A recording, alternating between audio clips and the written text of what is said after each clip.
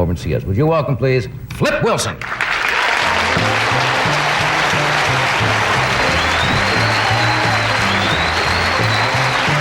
I was the lessee of a house for a year. Oh, yeah. I had a nice little house, you know, but the house was too big for me. The only one was there with me and my bulldog. Yeah. Flip Wilson had it all, or at least that's what it looked like from the outside. Flashy suits, a megawatt smile, and catchphrases that became part of everyday conversation. He was the king of comedy in the early 70s. His variety show, The Flip Wilson Show, was a cultural phenomenon, pulling in millions of viewers every week and making him one of the most recognizable faces in America. But as with so many stars, what the public saw wasn't the full picture. Behind the laughter and the applause was a story far more complicated, and in many ways, much darker than anyone could have imagined. Well, Flip, welcome to Fort Worth. It's a pleasure to be here. We're looking forward to your show tonight. And we've been sitting here having a little discussion. I was teasing you about your jewelry, saying you're in competition, or at least starting out competition with Mr. T. And you said that every piece of jewelry has a meaning. Yes, all of the jewelry that I have on was given to me by my fans. Before the fame, before the success, Flip Wilson's life was anything but easy. Born Clara Wilson Jr. in Jersey City in 1933, he was the 10th of what was reportedly 24 children. Let that sink in. 24. Growing up in such a large family under crushing poverty was hard enough, but by the time Flip was just 7 years old, his mother walked out on the family. She didn't just leave. She drained their father's bank account and vanished with another man, leaving Flip and his siblings with nothing. The children were scattered into foster homes, and Flip's childhood became a blur of instability, hardship, and survival. He ran away from nearly every home he was placed in, bouncing from basements to tool sheds to coal bins just to find a place to sleep. It was a brutal start to life, and it left scars that would follow him forever.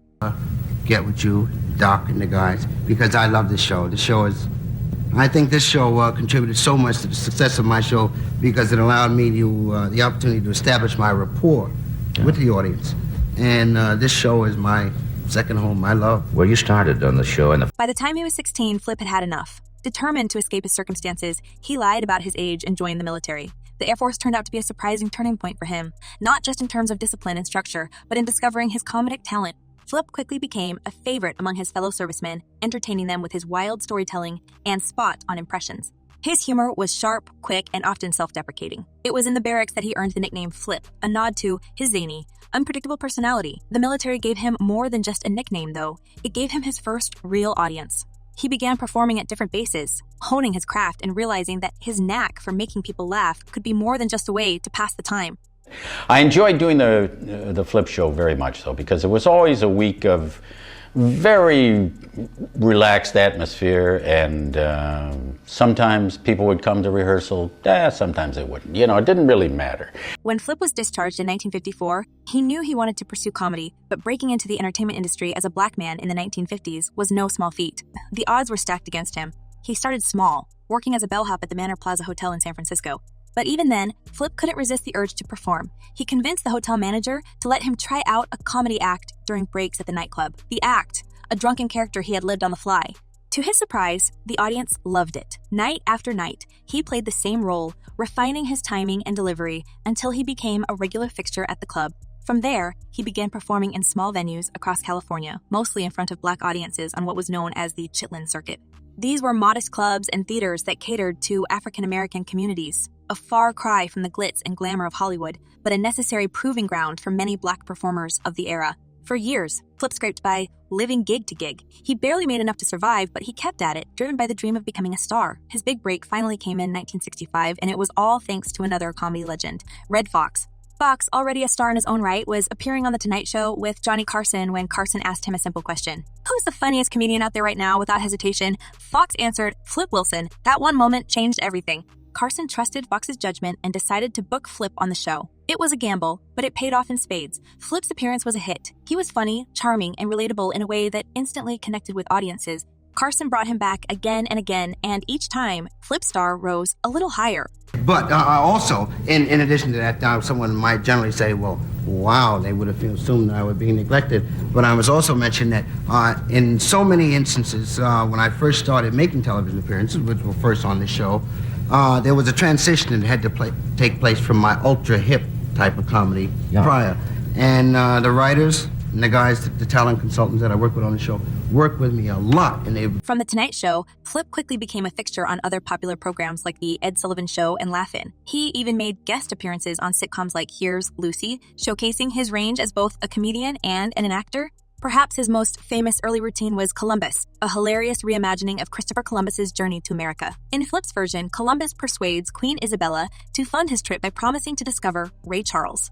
The routine was sharp, absurd, and quintessentially Flip. It became a signature bit, earning him a Grammy for his comedy album, The Devil Made Me Buy This Dress, which featured the routine. But it wasn't just Flip's talent that set him apart. It was his ability to make people laugh without making them uncomfortable. At a time when racial tensions in America were at an all-time high, Flip found a way to navigate the divide.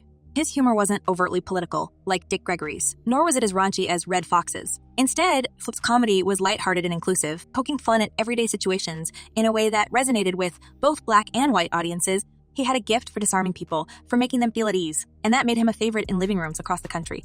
By 1970, Flip Wilson was a household name, and NBC took notice. The network offered him his own primetime variety show, a groundbreaking move at the time. The Flip Wilson Show debuted in September of that year, and it was an instant success. The format was simple: sketches, celebrity guests, and musical performances, all tied together by Flip's effortless charisma. But what truly set the show apart was its unapologetic celebration of black culture. Flip made it a point to feature black performers, many of whom were making their first appearances on a major network. Legends like Aretha Franklin, the Jackson 5, and the Supremes graced the stage, along with rising stars like Richard Pryor and George Carlin. Flip wasn't just the star of the show. He was its architect, carefully curating every element to ensure it reflected his vision. The plaintiff alleges that the defendant Yeah, you got to be very acquired careful. unto his personal use 6 caviar plates. Hmm. You know, I don't know what a caviar plate looks like. You know, I thought you ate caviar out of the can. You didn't know. You know, Of course, no discussion of the Flip Wilson Show would be complete without mentioning Geraldine. Flip's most famous character, Geraldine Jones, was a bold, sassy, and confident woman who stole every scene she was in. With her high-pitched voice, colorful dresses, and catchphrases like "the devil made me do it" and "what you see is what you get," Geraldine became a cultural phenomenon. She wasn't just a character, she was a statement. In an era when black women were often relegated to the sidelines, Geraldine was front and center, commanding attention and respect. Flip once said of Geraldine, "She's not a put-down of women. She's smart, she's loyal, she's sassy. Women can like Geraldine, men can like Geraldine. Everyone can like Geraldine." And he was right. Geraldine was a hit with audiences of all backgrounds, and her popularity helped propel the Flip Wilson Show to the top of the ratings. For 4 years, Flip was on top of the world. His show was one of the most watched programs on television, earning him 2 Emmys and a Golden Globe. In January 1972, he graced the cover of Time magazine, which hailed him as TV's first black superstar.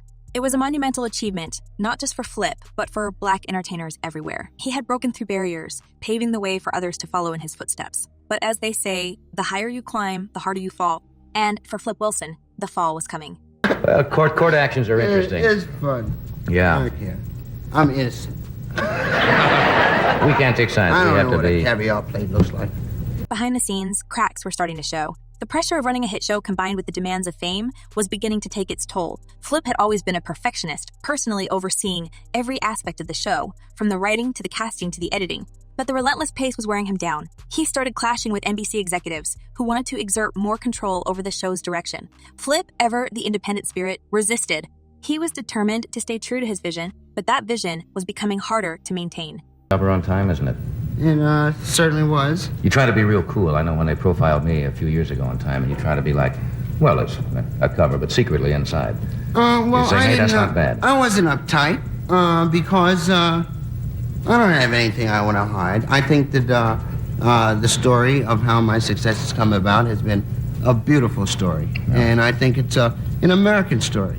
As the years went on, the ratings began to dip. The television landscape was changing, and variety shows were falling out of favor. NBC started pressuring Flip to make changes, but instead of compromising, he made a bold decision. He walked away. In 1974, at the height of his fame, Flip Wilson pulled the plug on his show. It was a shocking move, and one that left fans and critics alike wondering what had gone wrong. Flip would later say that he wanted to spend more time with his children, but the truth was likely more complicated. The fame, the pressure, the creative battles, it had all become too much. And I want people to know. So I've told my story, and I'm very pleased. And the American public has been fantastic to me.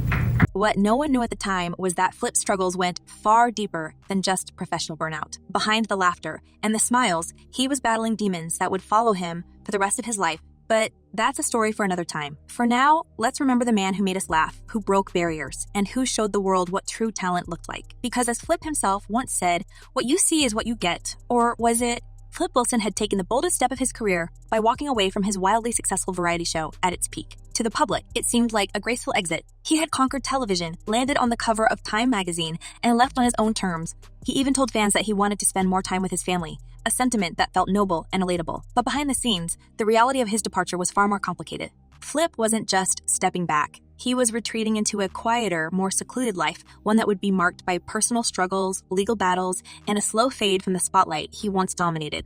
Well, I started buying jewelry in the first place because I always wanted to have a piece of jewelry as an ace in the hole, so that no matter where I were, if I always felt like maybe I'll get broke again, and I wanted, no matter where I was in the world, to have a piece of jewelry that I could lay down and say, give me a sandwich, or give me a ticket back to America.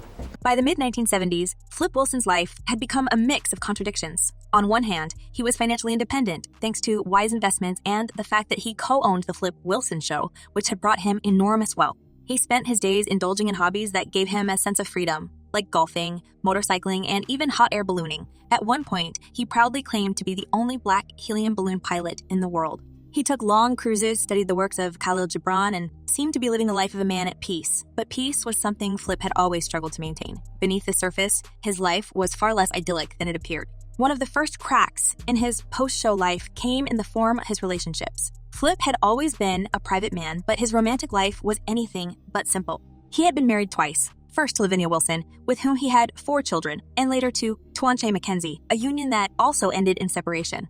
Both marriages were tumultuous, and Flip's tendency to keep those close to him at arm's length didn't help matters. He had a reputation for being deeply distrustful, even of those in his inner circle. Friends and family members often described him as guarded, a man who valued his independence above all else. This independence, while admirable, also meant that he was often alone, even when surrounded by people. No, we have mini production, and it involves 4 or perhaps 5 costume changes, quick changes that are very tasty. I have my, in the other instances in the past when I performed alone. In this instance now I carry a little group with me. My makeup, my wardrobe, my musical conductor. Flip's personal life was further complicated by legal troubles. In the early 1980s, he found himself in the headlines for all the wrong reasons. A highly publicized incident at an airport led to his arrest, which became a defining moment in his later career. The details of the case were murky, and Flip maintained that he was unfairly targeted. Ultimately, the charges were thrown out by the California Supreme Court, but the damage to his reputation had already been done. Fans who had adored him as the charming host of the Flip Wilson Show now saw a different side of him, a man who seemed to be unraveling under the weight of his own fame and personal demons. The fallout from this incident marked a turning point for Flip. While he continued to make occasional appearances on television and in films, it was clear that his career had lost its momentum. In the mid-1980s, he attempted a comeback with a new sitcom, Charlie & Co., which co-starred Gladys Knight. The show was billed as a family-friendly alternative to The Cosby Show, but it failed to capture the same magic. Critics were lukewarm, and audiences didn't connect with the series in the way they had with Flip's earlier work. After just one season, Charlie & Co. was canceled, leaving Flip once again at a crossroads. I started out as Geraldine just being one of my characters, and now it's reached a point where I am Geraldine's opening act. Really. And then with this recent mini hit she might have going, there is a possibility that Geraldine might consider leaving me altogether and going out on the road on her own. It wasn't just his career that seemed to be slipping away. His finances were also taking a hit. Despite his early success and careful investments, Flip's lavish lifestyle began to catch up with him. He had always enjoyed the finer things in life, luxury homes, expensive cars, and all the trappings of wealth. But maintaining that lifestyle came at a cost. His divorces had left him with significant financial obligations, including alimony and support for his children. On top of that, he had made several poor business decisions over the years, trusting the wrong people to manage his money. By the late 1980s, rumors swirled that Flip was struggling to stay afloat financially, a far cry from the man who had once been one of the highest-paid entertainers in the world. Amid these struggles, Flip's relationship with his children became a central focus of his life. He had always been a devoted father, and one of the reasons he cited for leaving television was his desire to spend more time with his kids. After years of being absent due to the demands of his career, he wanted to be a more present figure in their lives. By all accounts, Flip succeeded in this regard. His children later described him as a loving and attentive father who worked hard to give them a sense of stability. Kevin Wilson, one of Flip's sons, once said he really wanted to raise us as normally as possible. Flip may have struggled in other areas of his life, but when it came to his family, he was determined to be the father he had never had growing up. Flip, anything else now that you'd like to talk about as far as the show or what you're going to do in the future? Or Well, I would say this, that I have a meeting scheduled with NBC regarding 2 concepts for possible series for NBC. As the years went on, Flip faded further from the public eye. By the 1990s, he was living a quieter life, far removed from the glitz and glamour of Hollywood. He made a few guest appearances on shows like The Drew Carey Show and Living Single, but these were brief moments that barely registered with audiences who had once tuned in by the millions to watch him every week. For a man who had been at the top of his game, the decline was stark. Yet, Flip seemed content to live on his own terms, even if it meant stepping away from the fame that had defined his earlier years. In his later years, Flip's health began to decline. He had always been a man of contradictions, both vibrant and troubled, energetic and introspective, and this duality extended to his final years. He faced a series of medical challenges that forced him to confront his own mortality. Despite these struggles, Flip remained true to himself, maintaining his signature sense of humor until the very end. In one of his last public interviews, he joked about the absurdities of aging, proving that even as he faced life's toughest challenges, he could still find a reason to laugh. I look forward very much to the challenge of returning to television, and I would like very much to do it with NBC. I'd like to bring them back to #1 again. I'd like to, if there is vanity or egotism, that would feed my ego. As a man, that would feed my ego. By the time Flip passed away in 1998, he had become something of a forgotten figure in the world of entertainment. For younger generations, his name was little more than a footnote in the history of television. But for those who had watched him in his prime, Flip Wilson was a trailblazer, a man who broke barriers, redefined comedy, and brought joy to millions. His legacy lives on in the countless comedians he inspired, from Richard Pryor to Eddie Murphy, and in the cultural impact of the characters he created. Geraldine Jones, with her sassy wit and unforgettable catchphrases, remains an iconic figure, a testament to Flip's genius as a performer. I gave up the show at that time because I had just acquired custody of my children. I discussed this with the children's mother, and I wanted the children here so they could make the next step in their growing up. In the end, Flip Wilson's story is one of highs and lows, triumphs and challenges. He was a man who achieved greatness, but struggled to hold on to it, a star who shone brightly but burned out too soon. Yet even in his most difficult moments, Flip never lost the spark that made him a legend. His life may have been full of contradictions, but one thing is certain: Flip Wilson was one of a kind. And as he once said, what you see is what you get. But with Flip, there was always so much more than met the eye. What do you think Flip's greatest legacy is? Let us know in the comments below, and don't forget to like and subscribe for more deep dives into the lives of your favorite stars. Until next time.